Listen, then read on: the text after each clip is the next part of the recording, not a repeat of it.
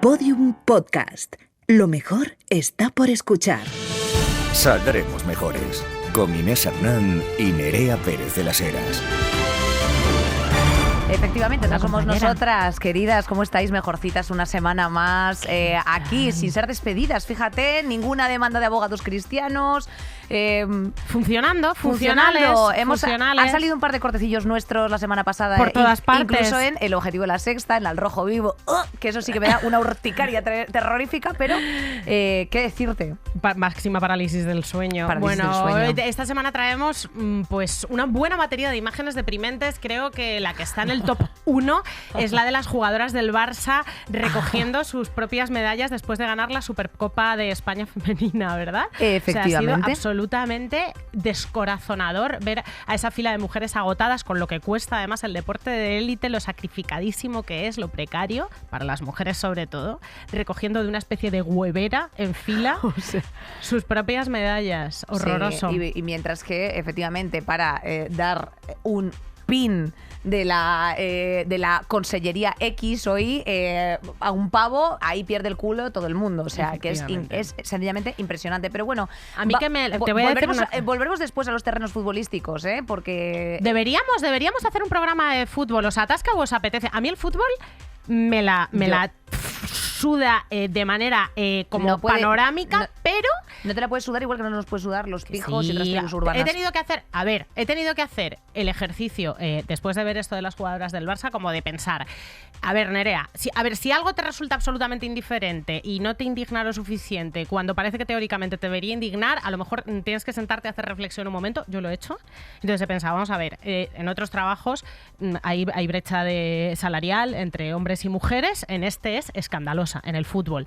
Pero es que aquí en lo de la recogida de las medallas hay una brecha como de dignidad también, un poco, claro, ¿verdad? Hombre. Es que es como si los dependientes de un supermercado estuvieran cobrando sentados en un sillón masajeador y las dependientas estuvieran de pie. Con tacones, ¿no? Es como, ahí hay una brecha que va más allá del dinero, que es que pasa a otro estadio. Entonces traslademos esta horrible desigualdad a otro curro, a ver qué nos parece y si no nos indigna lo suficiente. Bueno, como la indignación que nos hemos cruzado, ¿verdad?, subiendo para grabar el podcast, que era la manifestación de los taxistas. Hay convocados 6.000 taxis aquí en Madrid, entre el centro, y con sus cosas, ¿no? Que al final, evidentemente, pues entendemos que tienen que tener, que tiene una guerra abierta contra el nuevo reglamento, aquí por lo menos en la Comunidad de Madrid, y fíjate que ponían el estandarte de Isabel Díaz Ayuso, La Salvadora, Libertad, todas estas movidas, y al final...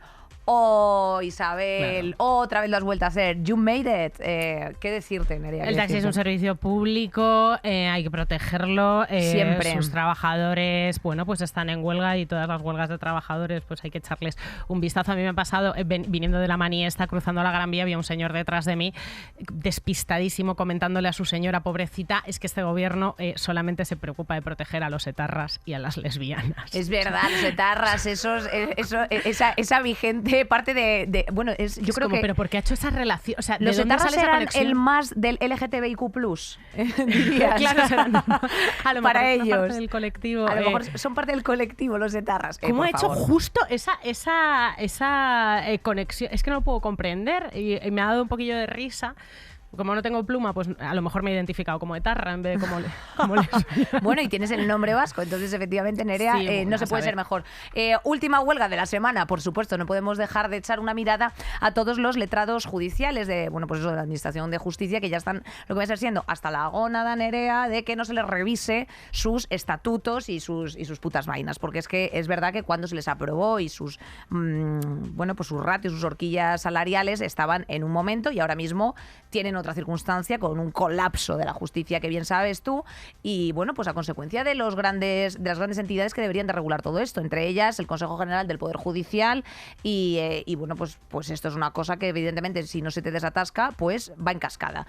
Si se paran estos señores, 10.000 juicios al día pueden llegar a retrasarse, y por lo tanto, pues mientras tanto, no solamente tu reclamación de cantidad pertinente, sino todas las revisiones, por ejemplo, de los convenios reguladores de divorcios, las situaciones con niños y custodia custodias y revisar custodias también paralizadas. O sea, esto es una cosa que nos interesa y mucho a todos. O sea, nos interesa de verdad cuidar nuestro sistema judicial, que desde luego está en unas condiciones, pues como lo está todo, Nerea, como está la sanidad, la educación, como, pues en fin, no me gusta a mí decir frases así como ordinarias, en plan, por rastrojo, pero es que es un poco el rollo.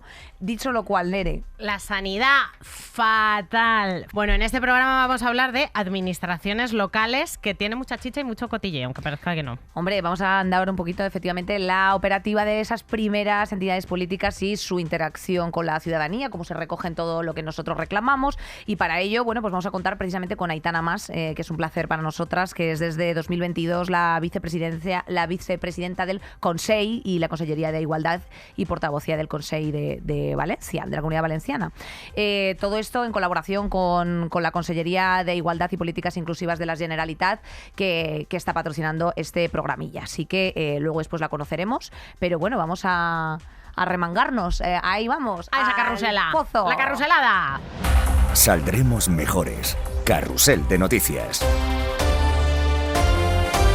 Es lo único que se va a poder bailar de este podcast, Nerea. Sanidad, otra vez. Atención primaria en el hoyo. El límite de pacientes por médico, que no paro de leerlo, y esa cantidad, te juro que me estalla la cabeza. Son 1.500 expedientes, los recomendables por médico de atención primaria, por médica de atención primaria. Es que me parece alucinante. O sea, esa cantidad de peña pasando por un solo profesional sanitario. Entonces, y si ese es el límite de lo normal y están quejándose de que está absolutamente sobrepasado, pues imaginaos el maltrato que está pasando por sus manos.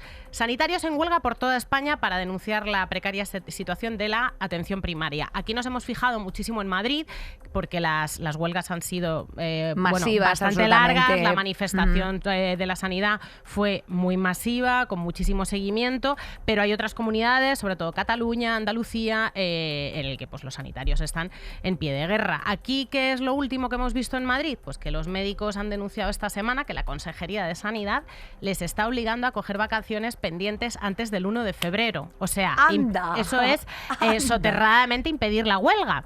Ya lo hicieron al principio de la huelga, obligándoles a cumplir unos servicios mínimos del 100%. Vamos a ver, maricón. O sea, si te obligan a cumplir unos servicios mínimos del 100%, están limitando, cercenando tu derecho a huelga. O sea, no constitucionalmente hablando, claro. Como siempre nosotros insistimos en todas esas personas que les gusta mucho la Constitución española, pues que se fijen también cuando de verdad hay que utilizarla. Hemos querido también poner un pequeño foco, ¿no?, fuera de este madricentrismo que a nosotros nos invade, y sabemos que los sindicatos de CAT pues también están en colaboración. Así que hemos puesto una mirada al sur de nuestro país, y nos acompaña Álvaro López del diario.es Andalucía, periodista, que nos cuenta pues un poco cómo está la situación en Andalucía. ¿Cómo estás, Álvaro? Pues muy bien, un poco preocupado, la verdad. Estoy escuchándolos y digo, ojalá que esté bien de salud, porque si depende de mi centro de salud estoy jodido. ¿Vosotros también? Sí. ¡Anda, qué sorpresa! No va bien la cosa allí tampoco en el sur. Claro, es que ahora nos gusta mucho a nosotros mirar Andalucía por Juanma Moreno. Sí, Juanma un gran Moreno. presidente. Gran presidente, mejor persona. ¿Cuál es la situación de los centros de atención primaria allí ahora? Pues la situación es muy mala, y eso que Andalucía en su día llegó a ser el lugar en el que todo el mundo se fijaba para atención primaria, pero Andalucía ahora mismo está en una situación bastante mala. Antes hablabas del cupo de 1.500, pero en realidad el cupo que recomiendan son 1.200 pacientes que tienes que tener. Y fíjate, ahora sin embargo en Andalucía hay lugares en los que hay 1.800 pacientes por médico de primaria, médico de cabecera, vaya.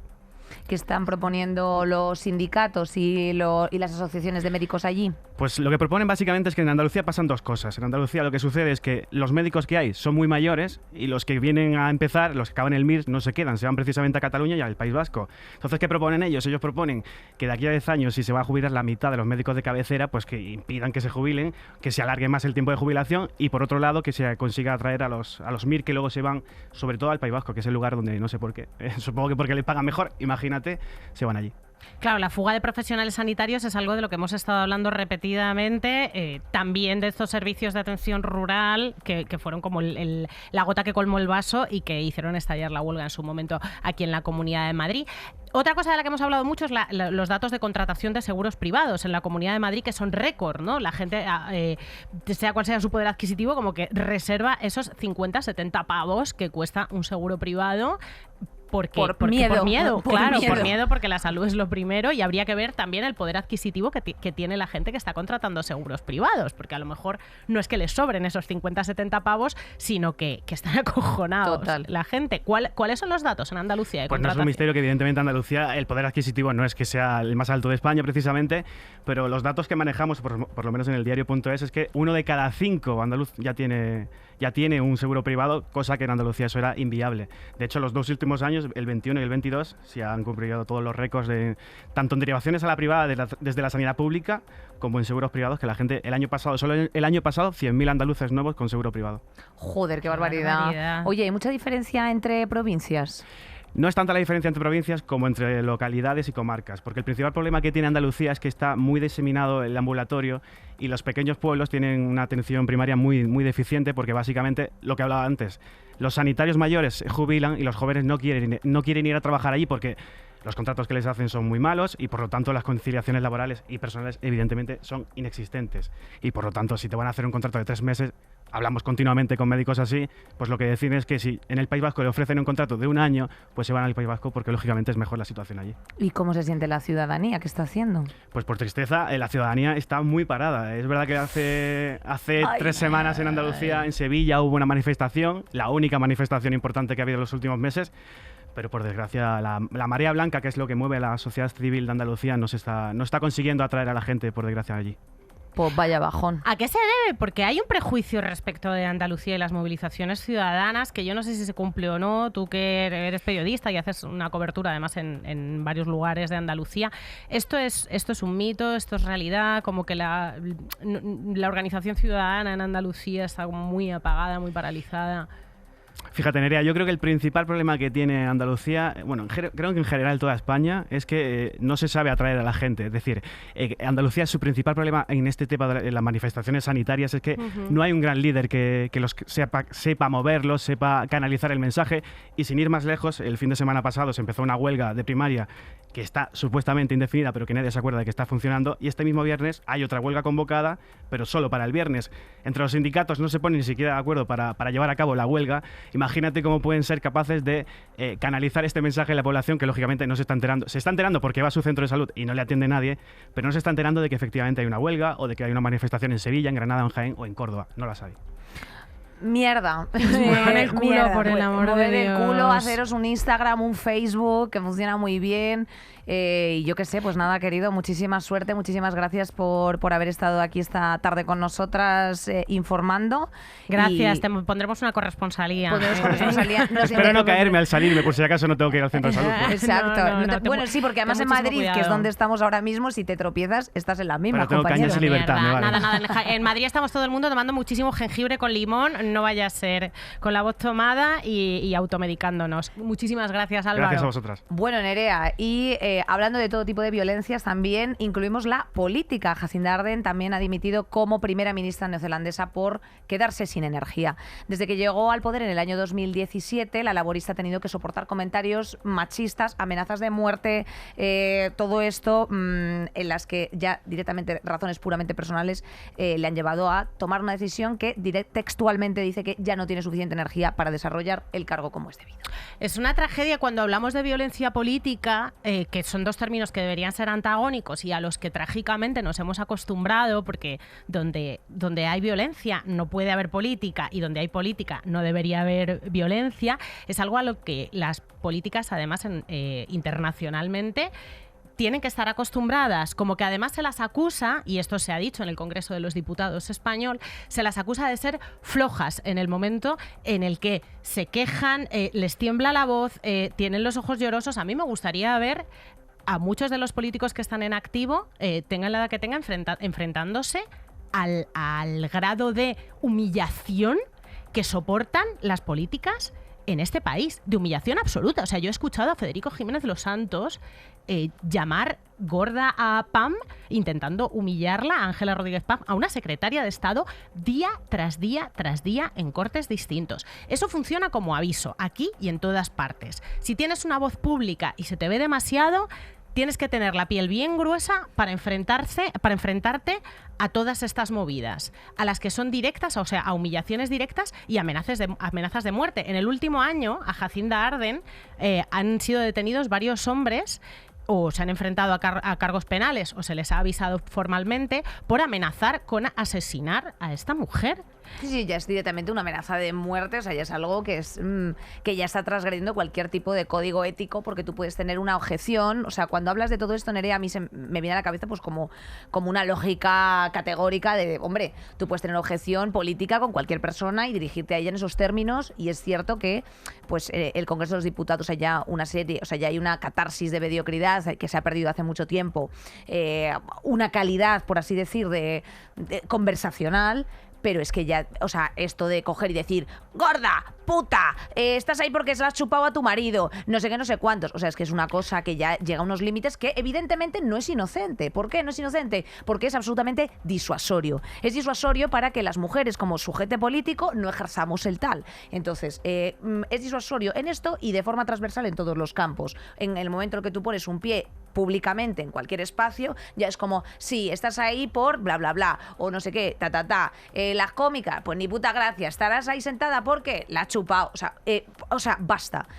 Y esto evidentemente, fíjate, de hecho Irene Montero está diseñando un plan para perseguir este tipo de violencias porque ya es algo tan estructural y tan arraigado y tan tejido en la sociedad que en muchas ocasiones resulta disuasorio para que precisamente haya mujeres que se quieran dedicar a la política, para que haya mujeres que se quieran dedicar a los medios, porque si lo que vas a recibir es eso, dices, oiga, hombre, yo aquí por un salario de mierda no me merece mi salud mental, ¿sabes? Y aunque no sea un salario de mierda, o sea, es más allá de eso, o sea, es como la manía persecutoria de poner un pie en la calle, o sea, es que Irene Montero ahora mismo no se puede ir tampoco a tomarse unas cañas ahí abajo con tranquilidad. Tío, que el grado de humillación, que es humillación, o sea, que es humillación, que son insultos a su físico, a sus hijos, a su manera de vida, a su forma de hablar, o sea, son insultos que cuando los ves y te ves reflejada un poco dices, a mí no me pillan en esta, y esto nos ha pasado a ti y a mí, y además parece como que si no lo tienes...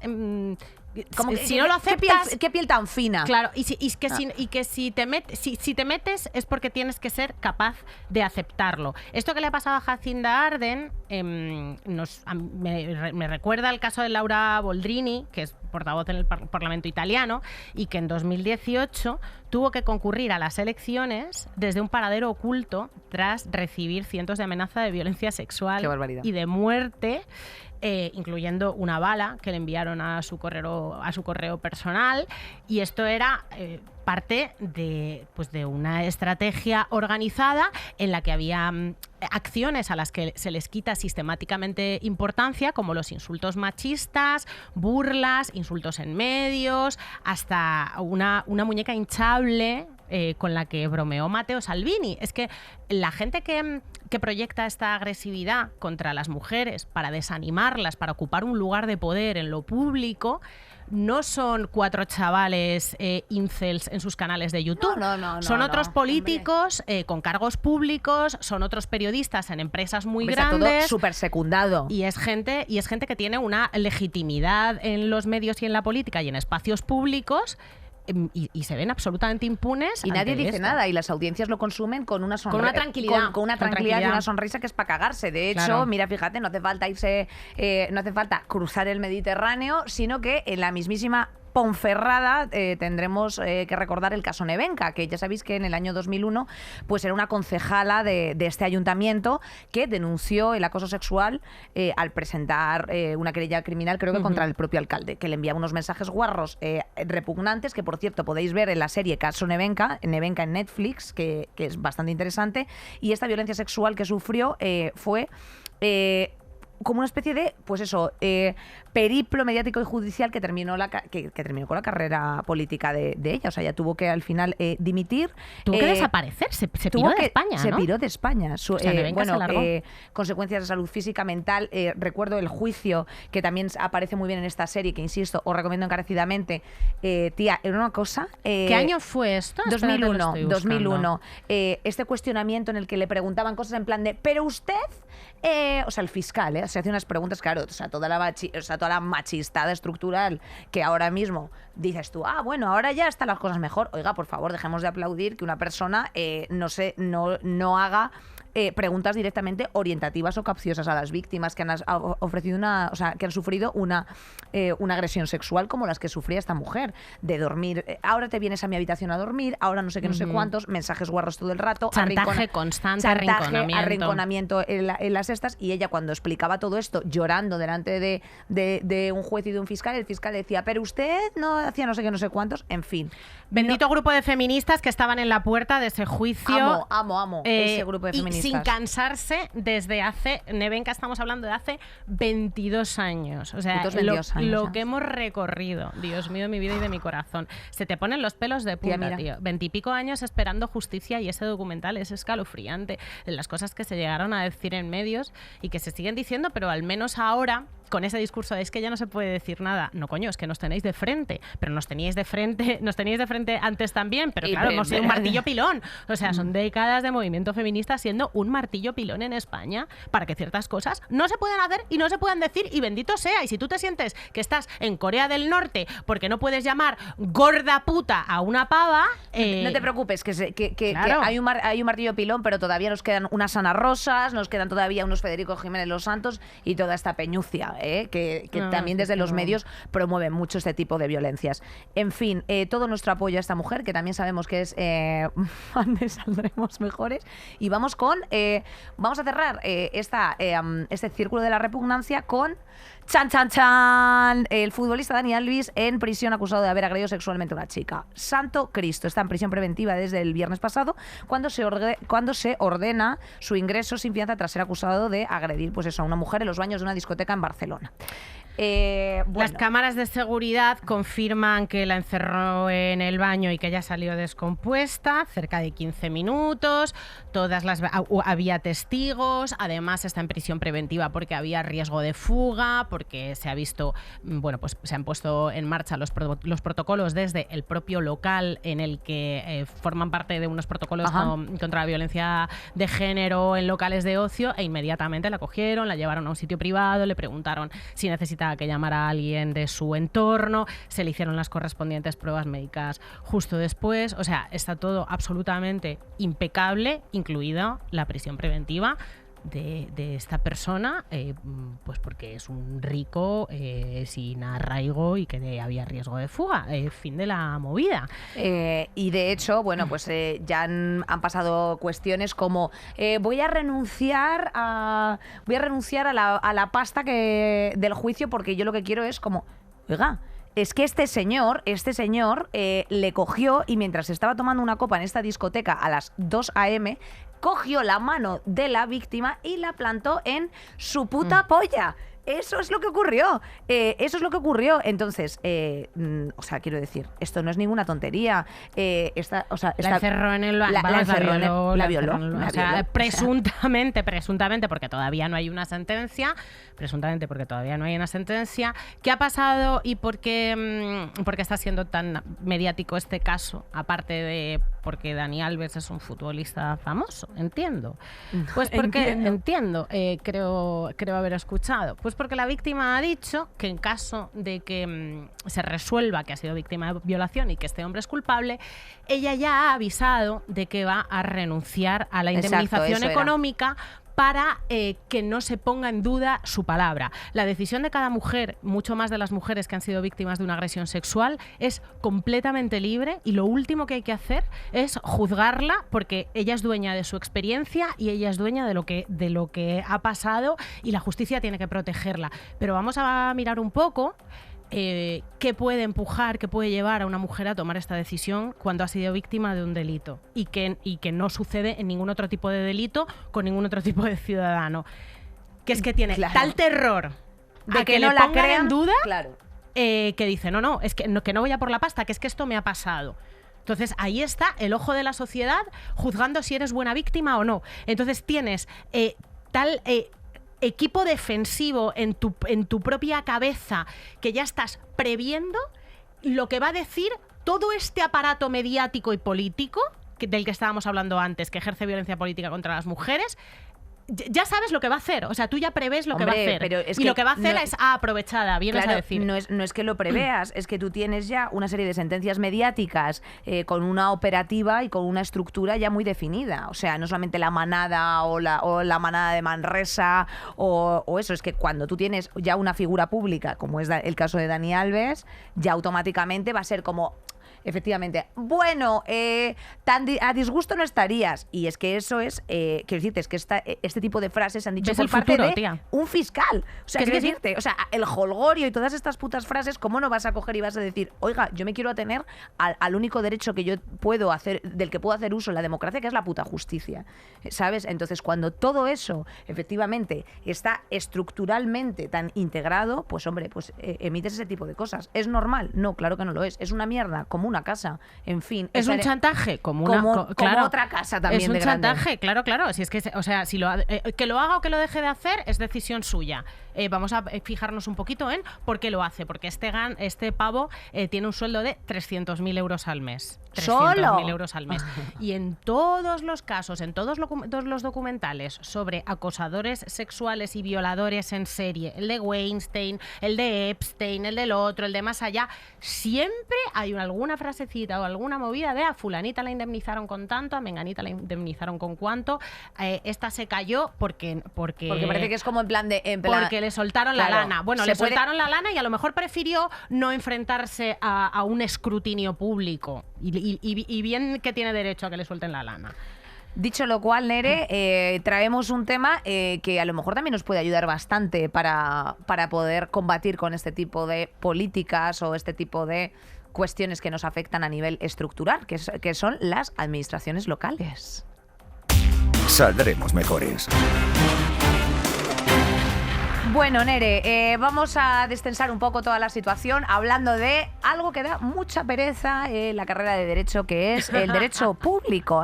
Todos esos lectores de García Enterría, todas esas cosas que yo me he tenido... Bueno, yo te voy a contar una anécdota, que esto fue muy fuerte, y es que yo suspendí Derecho Administrativo 2, ¿vale? Porque yo tenía 2 sapos por profesores que me suspendieron.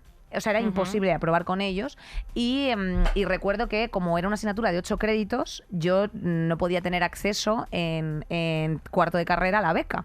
Entonces, claro, yo empecé el procedimiento precisamente como era Derecho Administrativo y dije, anda, pues mira, voy a poner en práctica pues la reclamación a través de un procedimiento administrativo común y empecé, pues lo hice primero el departamento, me hicieron una corrección que secundaban las cosas que decían los profesores, luego después esto lo elevé al rectorado y el rectorado me llegó a contestar y todo, y ya lo siguiente pues era meterme en un juicio contencioso administrativo que, en fin, por un 4 pues no lo iba a hacer, pero bueno, lo inicié y fue curioso porque me quedé sin beca por culpa de estos cerdos. Entonces, nunca diré los nombres. Bueno, a lo mejor sí, que nunca se sabe. Voy a decir solo las siglas. MAL, ¿vale?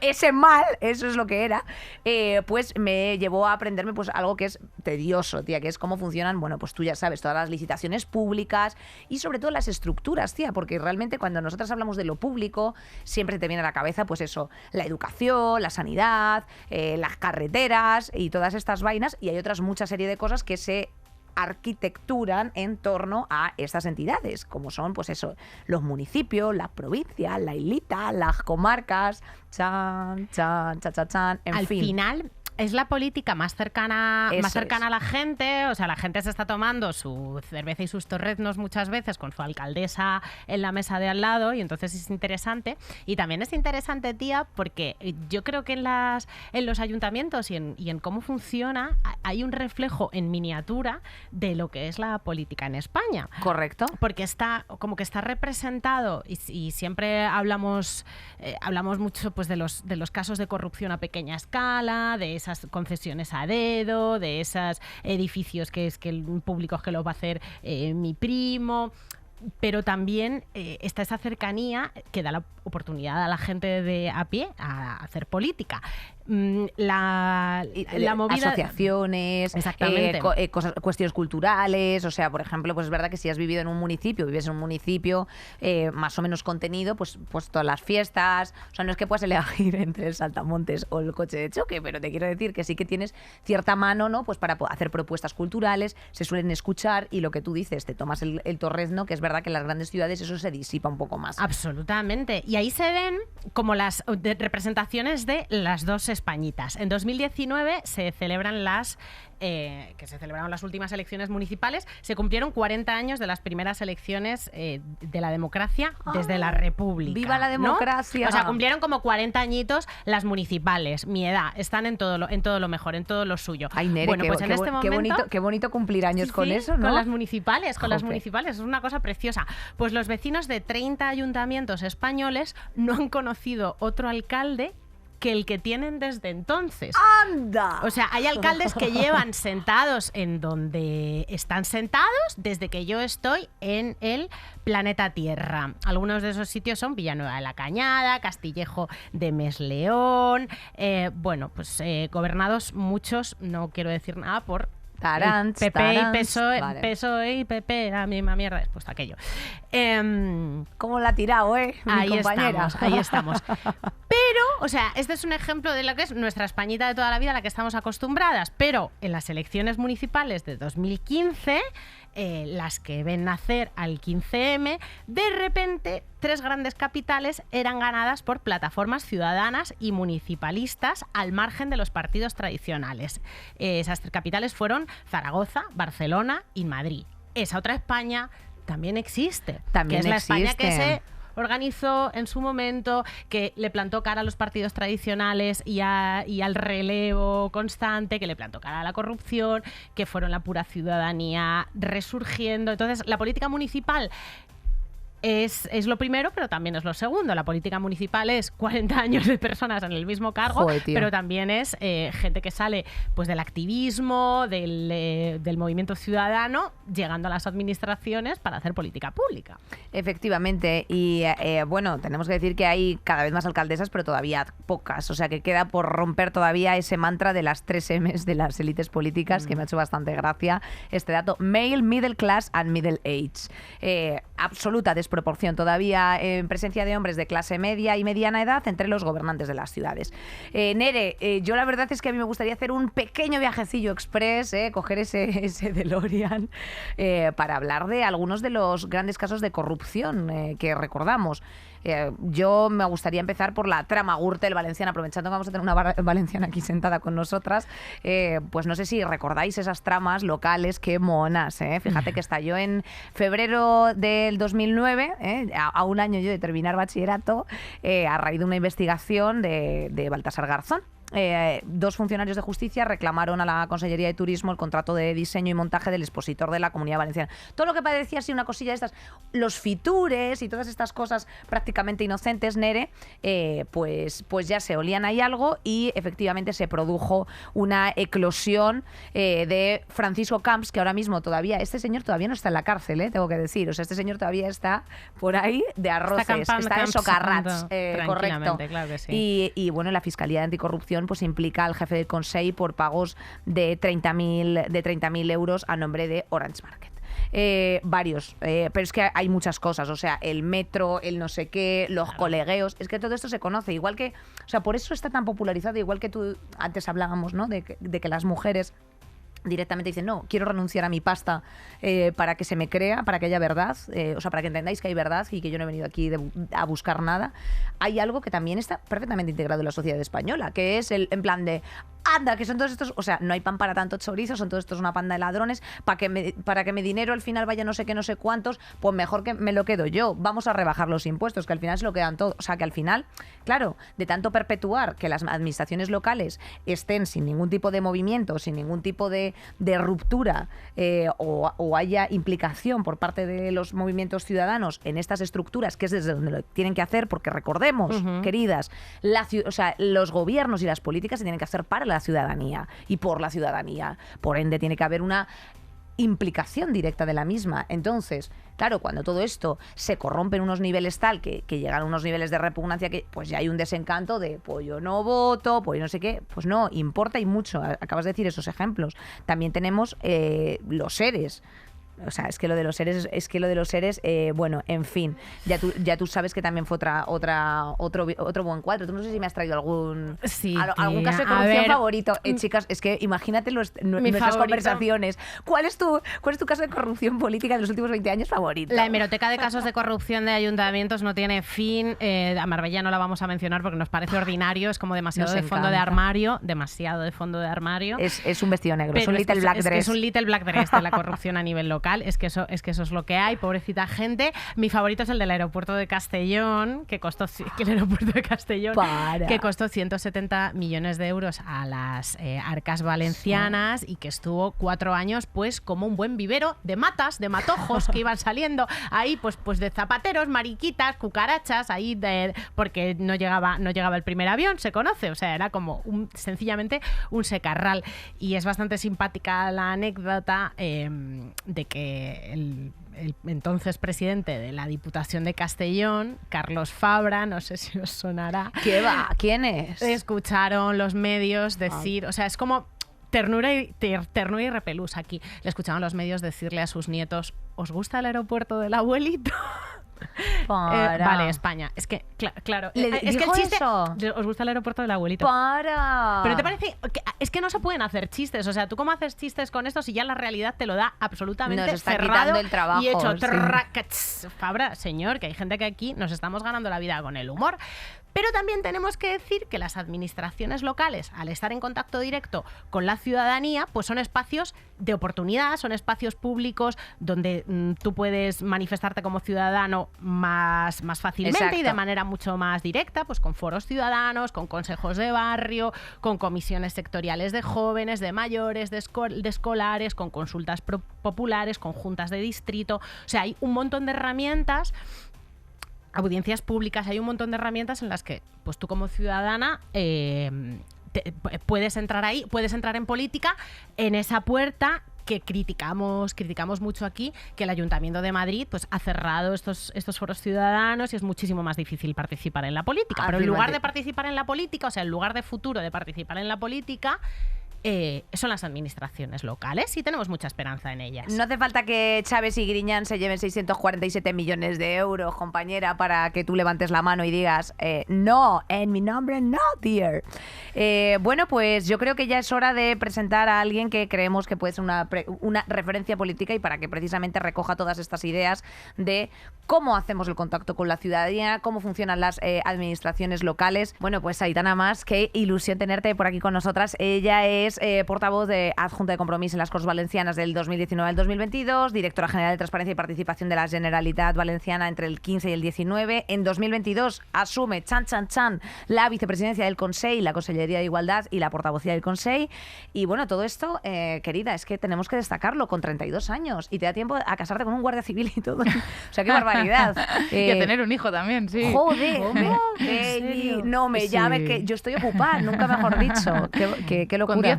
Con 10 meses empecé el cargo de vicepresidenta y tenía a mi hijo 10 meses, yo, evidentemente. Y bueno, pues otro reto, ¿no? Añadido a la vorágine de entrar en un gobierno ya propia de ese momento. Así que sí. Nos ha sorprendido porque a mí todas las maternidades como de gente más joven de 40 años me parecen adolescentes. Es que yo considero que he sido madre joven, ¿no? Y mi madre me dice, claro, con 32, hija mía, no has sido madre joven. Y digo, bueno, pues para lo que hay ahora sí, ¿no? Probablemente. Fui con 31.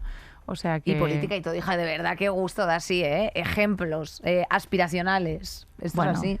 Pero cuesta llegar a todo, ¿eh? Hombre, ya sabemos que esto no ha sido precisamente hemos venido a hablar de pues la violencia política que sufrimos las mujeres simplemente por ser sujetos políticos, pero yo no quiero despistar que mi amiga Nerea mi compañera quiere ir hacia lo positivo. Hacia lo positivo porque, claro, hemos terminado la introducción comentando que las políticas que están alejadas de la administración central, las regionales, locales, municipales, también no solamente tienen estas casitos de pequeña corrupción y esas pequeñas miserias, sino que tienen una gran oportunidad para escuchar directamente a la gente y para hacer pequeños grandes cambios, ¿no? Entonces me gustaría que empezaras por ahí, ¿no? Rompiendo una lanza.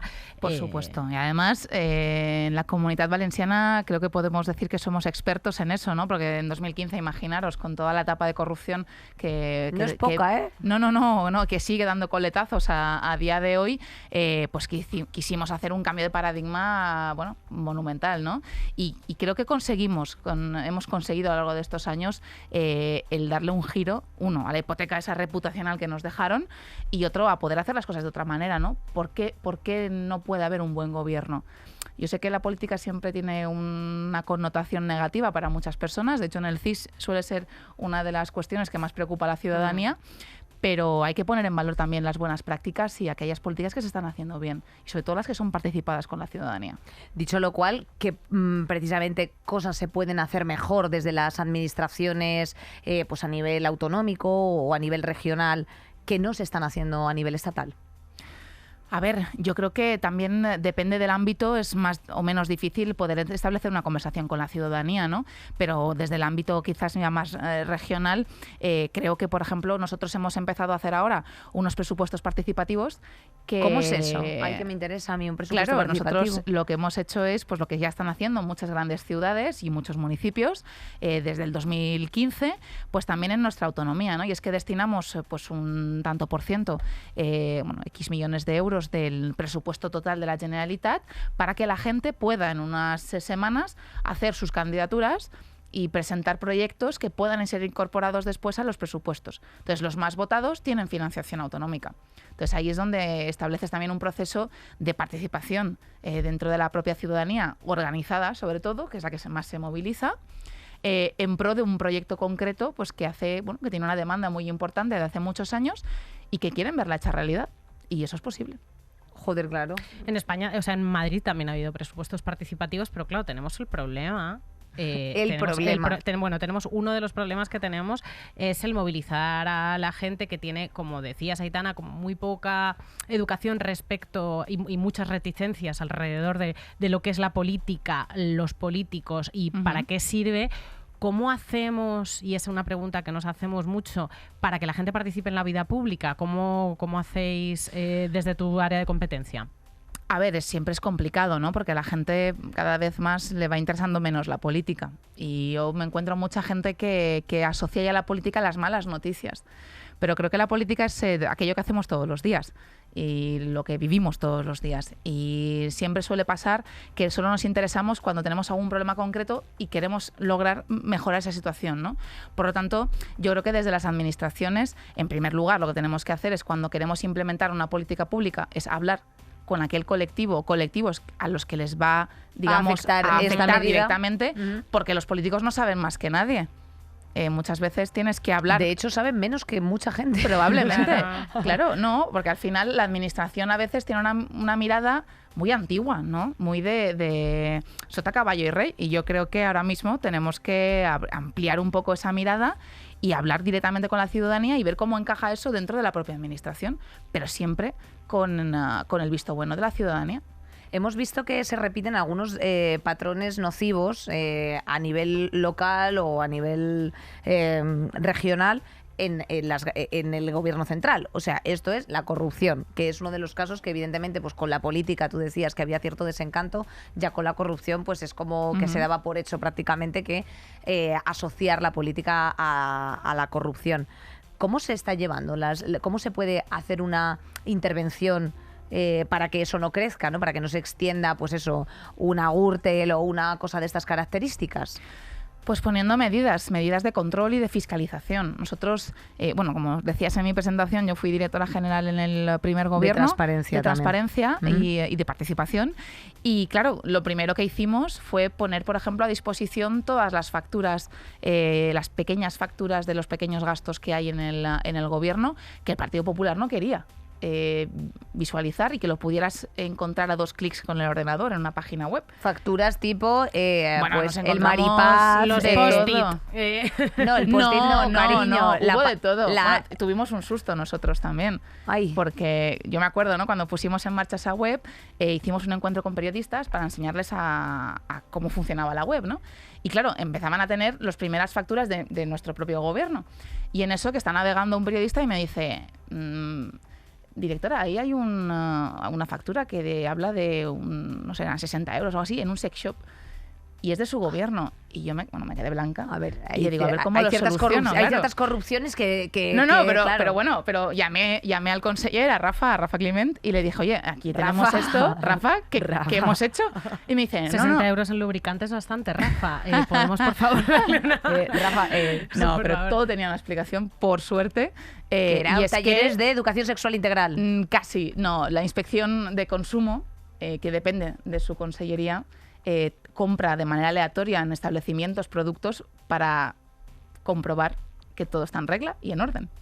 Que Ay, yo no va sé la cómo lo hostia. hacen, no quiero saberlo, pero Que porque acaban en un sex shop, nadie lo sabe. no, bueno, es un establecimiento más, pero digo que no sé cómo los testearon. No, Era un o sea, pequeño control de calidad de Era un dildos control- y demás. Y de Correcto. dildos fustas y de dilatadores anales. Pues claro bueno, que ya sí. lo que compraron exactamente no lo sabemos. Pues Pero claro que el caso sí. es que es algo normal y que puede parecer, claro, te puedes llevar un susto, ¿no? Pero bueno, estaba justificado en este caso. Oye, ¿qué retos tenías en transparencia? Y uno de los grandes controles que efectivamente se Es que pueden la hacer. transparencia es fundamental. Sí, y sobre todo, mira, nosotros parece una cosa muy sencilla y muy tonta, pero poner la agenda a disposición de toda la ciudadanía, la agenda de todos los miembros del gobierno, no se hacía tampoco.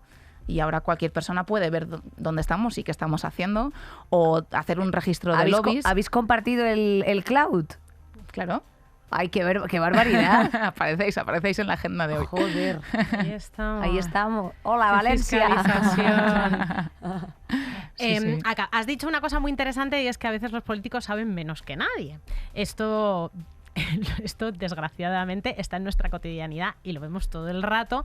Por ejemplo, utilizan como insulto hacia la ministra de Igualdad que ha sido dependienta, cuando yo creo de verdad que deberían pasar todos los políticos de este país obligatoriamente Por el sector servicios. por el sector servicios y por diferentes trabajos de cara al público, lo que ellos quieran, o sea, camareros, guardarropas, porque eso de verdad te enseña muchísimo sobre la condición humana y sobre la realidad de las personas. Es violencia política mal enfocada esa. ¿Has sufrido? ¿Qué tienes que decir sobre el tema de la violencia política? Bueno, Porque se me dé, ¿por dónde un empiezo? pequeño resoplido. Pero ahí. que no te dé mucha bajona, porque Vale. inspiracional, siempre positivo. No, bueno, yo creo sonriente. que lo que nos pasa a las mujeres jóvenes en los ámbitos en los que no se está acostumbrado, ¿no? Que haya mujeres y menos jóvenes, pues cuando rompes lo que suele llamarse, ¿no? techos de cristal, te vas encontrando con ese tipo de actitudes, ¿no? A mí me pasa muchas veces que hay mucha gente que aunque sea vicepresidenta, cuando me conoce me dice, ay, hola, guapa, ¿qué tal? Hola, guapa. o- Vicepresidenta. Bueno. Doña Elena, como decía. Claro, hay un trato, ¿no? En muchas ocasiones paternalista, que nunca se lo harían, probablemente ni quizás a un hombre con la misma edad. Ni al pequeño Nicolás. Tampoco. No, Claro. Estoy segura. Entonces, pues bueno, tienes que superar ese tipo de comentarios y luego también tienes que demostrar constantemente que vales para merecerte ese cargo.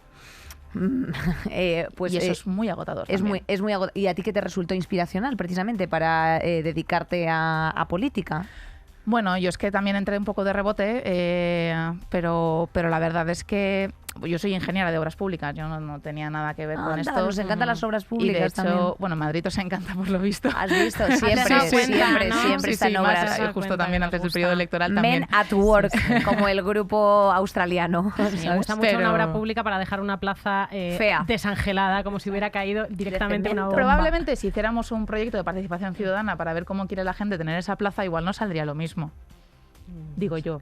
Que no saldría. No, claro. Igual no. hay ciertos diseños que saldrían mucho que nos mejor gustaría de pronto un césped. si tuvieran una perspectiva de la gente que realmente utiliza la plaza. Claro, me sorprendería que a la gente le apeteciera directamente una explanada para discursos posapocalípticos, ¿sabes? Que es lo que hay ahora mismo en Sol proyectado, que es sencillamente un espacio vacío y gris y asfaltado para deprimirte todavía más.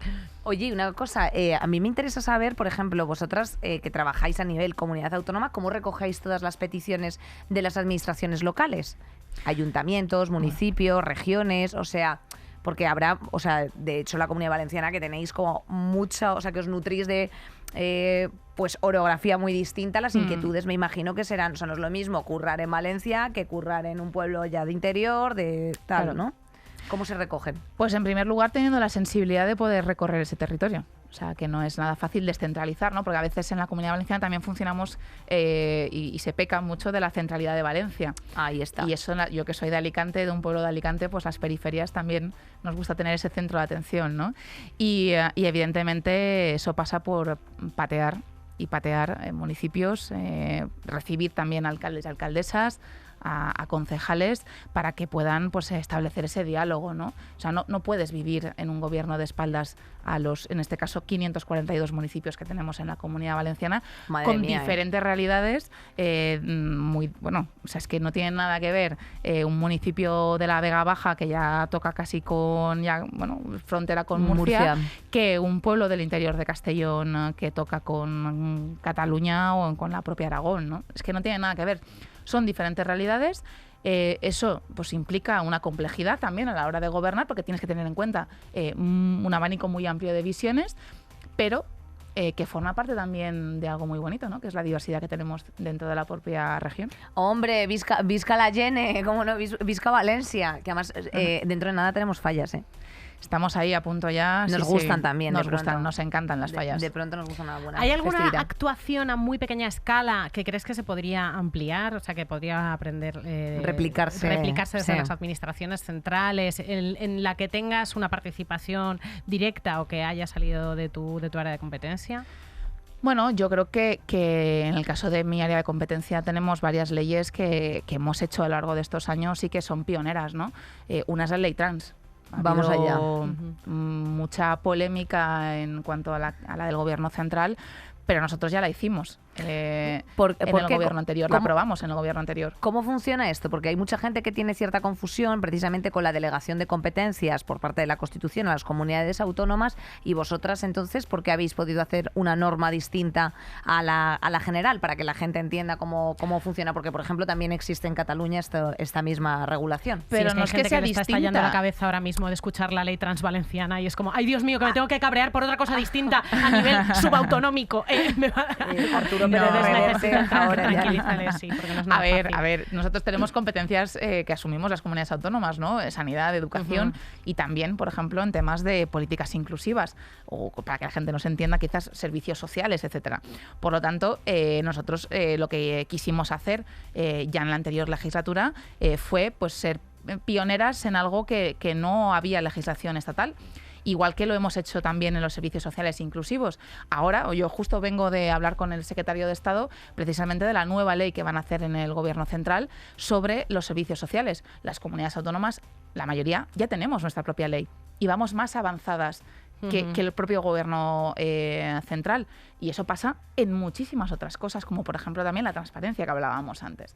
Las leyes autonómicas son muchísimo más modernas que las que tiene el propio Estado y, por lo tanto, esta manera también de acercar las políticas que quizás desde la perspectiva ciudadana son más del ámbito de gobierno central, las estamos poniendo en práctica ya en las comunidades autónomas. Son ejemplos de los que se nutre el gobierno central y que son realidades ya, por fin, en muchos territorios, como el nuestro. O sea, que nos acordemos de cara al voto, querida, que se viene dentro de poco, se vienen cositas, acordémonos que efectivamente hay comunidad que importa y mucho lo que tú decidas dentro de tu comunidad autónoma.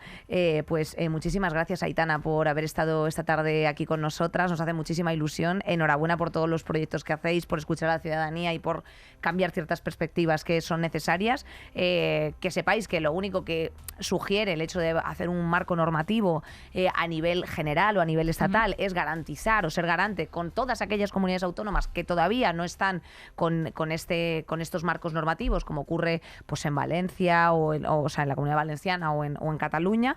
Y bueno, pues por una España mejor. Taranch. No, es broma. En fin, muchísimas gracias también a la Consellería de Igualdad y Políticas Inclusivas de la Generalitat Valenciana por apoyarnos en este programa. Y a ti, Aitana, pues espero que, aunque sucinto pero breve, lo bueno si breve 2 veces bueno, para no turrarte mucho. Es que, hija, nosotras nos ponemos aquí con unas intensidades que pa' qué. ¿Tú te has quedado a gusto? ¿Te lo has pasado bien? Sí, siempre. Además es divertido cambiar de escenarios de vez en cuando, que los políticos a veces tenemos una agenda muy aburrida.